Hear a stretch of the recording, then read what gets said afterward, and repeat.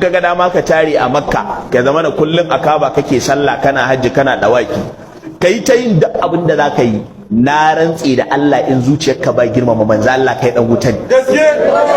ko kai waye sallar ka ba za ta shigar da kai aljanna ba in baka girmama annabi dan wuta ne kai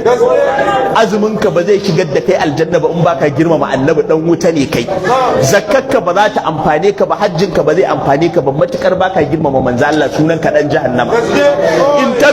intabihu jama'a ku gane wannan abinda zai kara muku bayanin nan filla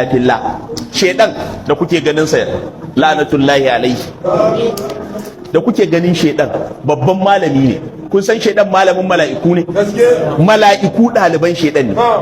shedan abinda aka ce ya sako kasa a kasa ba inda bai yi wa Allah sujada ba har yanda kuke zaunan nan ya kafa goshi yayi wa Allah sujada a gurin saboda yawan bauta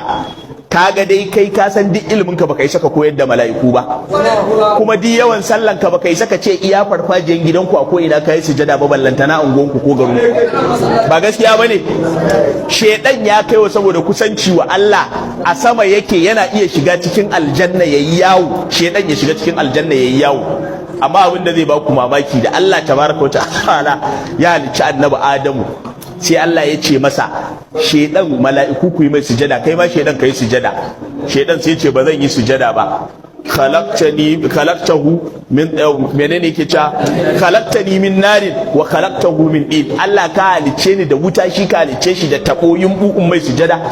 Allah ya ce ni za ka yi wa girman kai in ce ka yi wa annabi Adamu sujada ka yi shedan ya kalli annabi Adamu a kaskance ku duba yawan ibadan sannan yawan sallan sannan yawan biyayyan sannan kasancewarsa malamin mala'iku da kawai ya yi abin da aka ce yi wa annabi Adamu Allah ya ce ukhruj minha fa innaka rajim mun kore ka wa inna alayka la'anati ila yawmiddin har abada kai tsinanne ne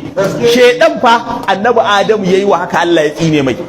dan Allah dan annabi ku tattaro tunaninku ku dawo da hankalinku jikinku kuna ganin Allah zai bar wanda yayi wa manzon Allah duk iliminsa duk yawan ibadansa duk sallansa Allah zai bar wanda yayi wa manzon Allah rashin kunya Allah ya bashe ta